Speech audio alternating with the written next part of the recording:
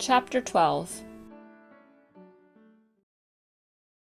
One of the reasons why Tom's mind had drifted away from its secret troubles was that it had found a new and weighty matter to interest itself about.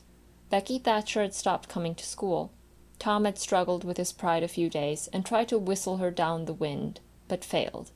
He began to find himself hanging around her father's house nights and feeling very miserable. She was ill. What if she should die? There was distraction in the thought. He no longer took an interest in war, nor even in piracy. The charm of life was gone. There was nothing but dreariness left. He put his hoop away and his bat. There was no joy in them any more. His aunt was concerned. She began to try all manner of remedies on him. She was one of those people who were infatuated with patent medicines and all newfangled methods of producing health or mending it. She was an inveterate experimenter in these things. When something fresh in this line came out, she was in a fever right away to try it, not on herself, for she was never ailing, but on anybody else that came handy. She was a subscriber for all the health periodicals and phrenological frauds, and the solemn ignorance they were inflated with was breath to her nostrils. All the rot they contained about ventilation and how to go to bed and how to get up and what to eat and what to drink and how much exercise to take and what frame of mind to keep oneself in and what sort of clothing to wear was all gospel to her, and she never observed that her health journals of the current month customarily upset everything they had recommended the month before. She was as simple-hearted and honest as the day was long, and so she was an easy victim. She gathered together her quack periodicals and her quack medicines, and thus armed with death went about on her pale horse, metaphorically speaking, with hell following after. But she never suspected that she was not an angel of healing, and the balm of Gilead in disguise to the suffering neighbors. The water treatment was new now, and Tom's low condition was a windfall to her. She had him out at daylight every morning, stood him up in the woodshed, and drowned him with a deluge of cold water. Then she scrubbed him down with a towel like a file, and so brought him to.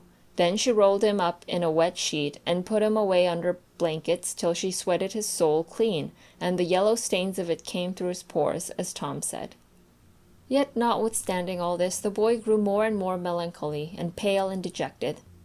She added hot baths, sitz baths, shower baths, and plunges. The boy remained as dismal as a hearse. She began to assist the water with a slim oatmeal diet and blister plasters. She calculated his capacity as she would a jug's, and filled him up every day with quack cure-alls.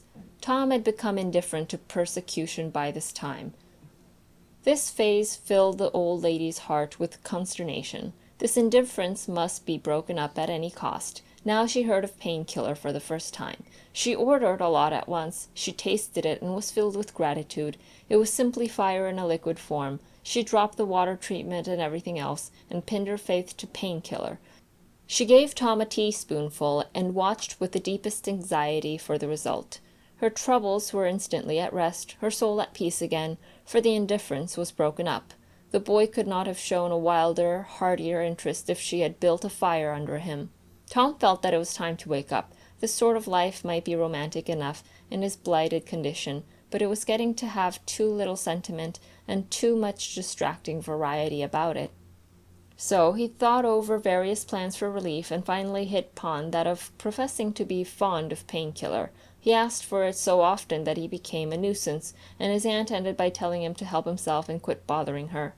If it had been Sid, she would have had no misgivings to alloy her delight, but since it was Tom, she watched the bottle clandestinely. She found that the medicine did really diminish, but it did not occur to her that the boy was mending the health of a crack in the sitting-room floor with it. One day Tom was in the act of dosing the crack, when his aunt's yellow cat came along purring, eyeing the teaspoon avariciously and begging for a taste. Tom said, "Don't ask for it unless you want it, Peter." But Peter signified that he did want it. "You better make sure." Peter was sure. "Now you've asked for it, and I'll give it to you, because there ain't anything mean about me. But if you find you don't like it, you mustn't blame anybody but your own self." Peter was agreeable. So Tom pried his mouth open and poured down the painkiller.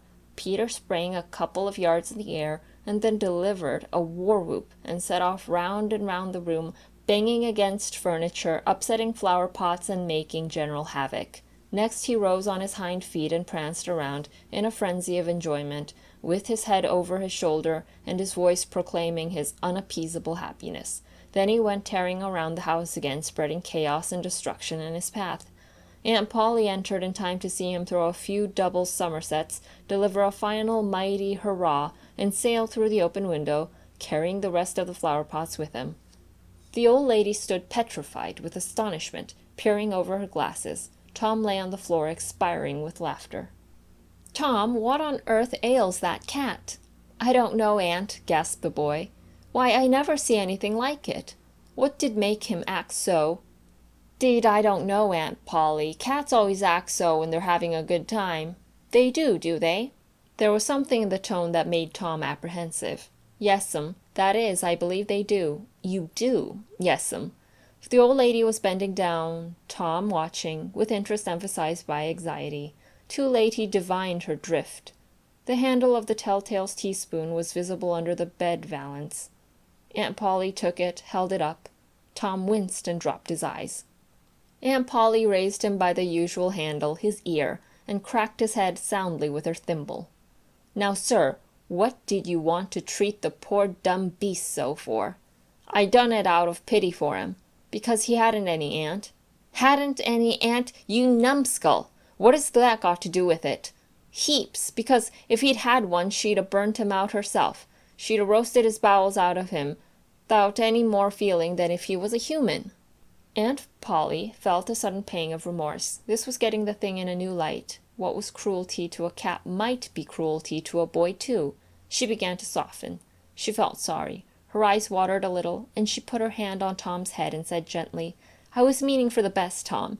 And, Tom, it did do you good." Tom looked up in her face with just a perceptible twinkle peeking through his gravity. "I know you was meaning for the best, Auntie, and so was I with Peter. It done him good, too. I never seen him get around so since— Oh, go 'long with you, Tom, before you aggravate me again. And you try and see if you can't be a good boy for once, and you needn't take any more medicine." Tom reached school ahead of time. It was noticed that this strange thing had been occurring every day latterly. And now, as usual of late, he hung about the gate of the schoolyard instead of playing with his comrades. He was sick, he said, and he looked it. He tried to seem to be looking everywhere, but whither he really was looking, down the road. Presently Jeff Thatcher hove in sight, and Tom's face lighted. He gazed a moment and then turned sorrowfully away.